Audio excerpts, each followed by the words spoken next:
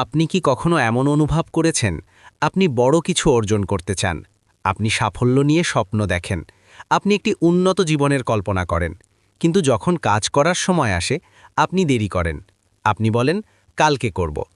আপনি যদি কখনো আকাঙ্ক্ষী কিন্তু অলস হয়ে থাকেন, তবে এই গল্পটি আপনার জন্য। এটি হয়তো আপনার জীবনকে চিরতরে বদলে দিতে পারে।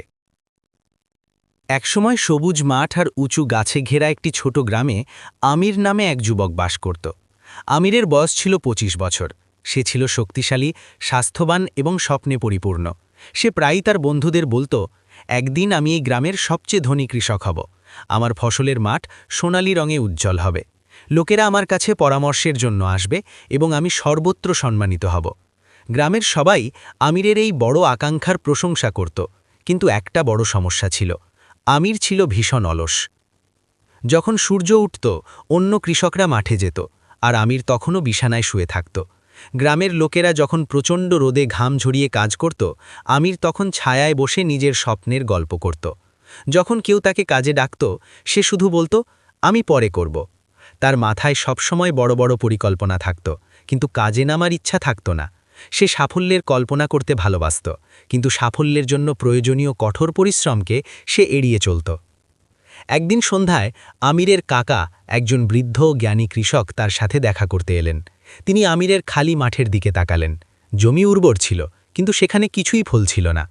কাকা শান্ত গলায় বললেন, আমির আমার ছেলে, তুমি সোনালী ফসলের কথা বলো, কিন্তু আমি শুধু শুষ্ক মাটি দেখতে পাচ্ছি। আমির হেসে উত্তর দিল, কাকা চিন্তা করবেন না, আমি কাল থেকে শুরু করব, শুধু অপেক্ষা করুন। বৃদ্ধ লোকটি দীর্ঘশ্বাস ফেললেন।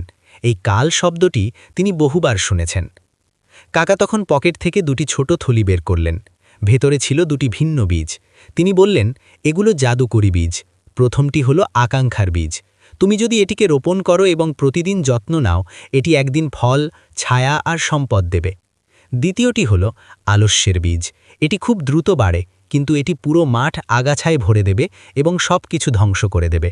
এখন সিদ্ধান্ত তোমার, তুমি কোন বীজের যত্ন নেবে, সেটাই তোমার ভবিষ্যৎ ঠিক করবে। আমির মনে মনে ভাবল, সে অবশ্যই আকাঙ্ক্ষার বীজই রোপণ করবে, কিন্তু পরদিন সকালে সে আবার বলল, আজ না, কালকে করব।